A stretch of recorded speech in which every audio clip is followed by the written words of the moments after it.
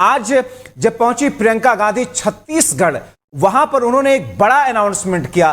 छत्तीसगढ़ पहुंचने के बाद में प्रियंका गांधी ने कहा कि जातीय जनगणना हम छत्तीसगढ़ में कराएंगे, आप लोग एक बार फिर से हमारी सरकार को वापस लाइए, हमारी सरकार को रिपीट कराइए। तस्वीरें आप देख रहे हैं जब प्रियंका गांधी चुनावी राज्य छत्तीसगढ़ में पहुंची और उसके बाद में अनाउंसमेंट जब हुआ तो फिर छत्तीसगढ़ के मुख्यमंत्री भूपेश बघेल ने एक ट्वीट किया। दरअसल एक तरफ अनाउंसमेंट हुआ प्रियंका गांधी की तरफ से कि जातीय जनगणना हम छत्तीसगढ़ में भी करा करके जो लोग हैं उस कैटेगरी के उनको लाभ देंगे। फौरन बाद एक ट्वीट आता है छत्तीसगढ़ में फिर से कांग्रेस सरकार बनते ही हम जातीय जनगणना कराएंगे, ये ऐलान हुआ है। भूपेश बघेल ने फौरन ही एक ट्वीट कर दिया है। हमारे सहयोगी श्री प्रकाश इस वक्त जुड़े हुए हैं। श्री प्रकाश, हमने देखा कल मध्य प्रदेश में थी प्रियंका गांधी और आज छत्तीसगढ़ में जिस तरीके से उन्होंने भारतीय जनता पार्टी के ऊपर प्रहार किया और लोगों के बीच में जो ऐलान किया कि सत्ता में आने के बाद, रिपीट होने के बाद सरकार के हम जातीय जनगणना कराएंगे, किस किस्म की चर्चाएं हैं प्रदेश के लोगों के बीच में आज की इस पूरे दौरे और अनाउंसमेंट को लेकर? देखिए, जब्बार बता दें कि जिस तरह से जाति गणना को लेकर एक अनाउंसमेंट प्रियंका गांधी ने किया है, कहीं न कहीं ये एक छत्तीसगढ़ की राजनीति में भूचाल आ गया है। वैसे आपको बता दें कि ये जाति गणना जो है बिहार में हुआ है और बिहार के बाद उसकी लपटें जो है वो छत्तीसगढ़ तक पहुंच गई है। आपको बता दें कि कांग्रेस के ओबीसी के कई जो नेता थे वो भी अपना प्रदर्शन जाहिर करके उन्होंने इसका मांग किया है वहीं पर। और प्रियंका गांधी ने जिस तरह से कांकेर में इसकी मांग की और उन्होंने कहा कि हमारी दोबारा सरकार आएगी तो हम जाति गणना कराएंगे।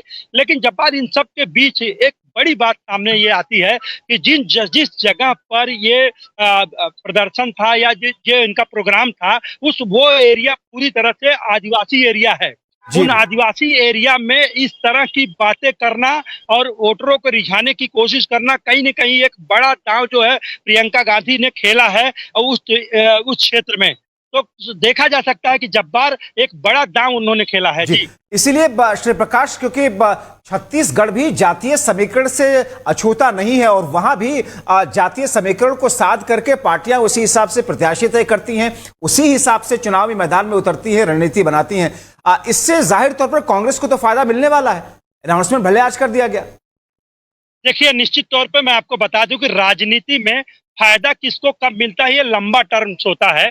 ये इस तरह की घोषणाओं में अब इसका फायदा बीजेपी को मिलेगा या कांग्रेस को मिलेगा। हालांकि जिस तरह से बीजेपी या कांग्रेस जिस तरह से जाति समीकरण बनाकर प्रदेश में चुनाव लड़ रही है, ठीक जाति समीकरण बनाकर बीजेपी भी चुनाव लड़ने की कोशिश कर रही है। लेकिन हालांकि कहीं न कहीं जो दबे जवान जो बीजेपी के नेता हैं वो जाति गणना के पक्ष में नहीं है। लेकिन जिस तरह से ये अब हुआ है कहीं न कहीं इसको लेकर एक बड़ा आक्रोश जो है लोगों के अंदर जो था जाति समीकरण को लेकर अब कहीं न कहीं लोगों में उत्साह आया। लेकिन भारतीय जनता पार्टी जो है इसका फायदा लेने की कोशिश करेगी, कहीं न कहीं वो भी कोई न कोई पासा जरूर फेंकेगी। अब चुनावी समय है, रैलियां हो रही, बड़े बड़े नेता आ रहे हैं, घोषणाएं हो रही हैं अब। लेकिन आने वाला समय बताएगा कि अब जो है इसका कितना बेनिफिट मिलता है। लेकिन इन सब के बीच जिस क्षेत्र में इसकी यह घोषणा की गई है वो क्षेत्र पूरी तरह से आदिवासी क्षेत्र है, आदिवासियों का क्षेत्र है और सबसे ज्यादा जो वोटर हैं वो छत्तीसगढ़ में आदिवासी हैं। जब्बार 29 सीटें आदिवासियों के लिए आरक्षित है 90 सीटों में। तो निश्चित तौर पर ये जाति जो गणना को लेकर एक बड़ी आग लगाई गई है, इसकी देखना ये होगा कि इसका असर क्या पड़ता है। जी। और इसीलिए आदिवासी इलाकों में जिस तरीके से दोनों पार्टियों की जस्तजू, जद्दोजहद और कशमकश भी देखने को मिलती है श्री प्रकाश, अब जाहिर तौर पर वो दर्शाता है चुनाव की का जो सियासी पारा है वो किस तौर पर है छत्तीसगढ़ में। देखिए, चुनावी जो सियासी पारा है वो पूरी तरह से एकदम पूरा तापमान बढ़ा हुआ है।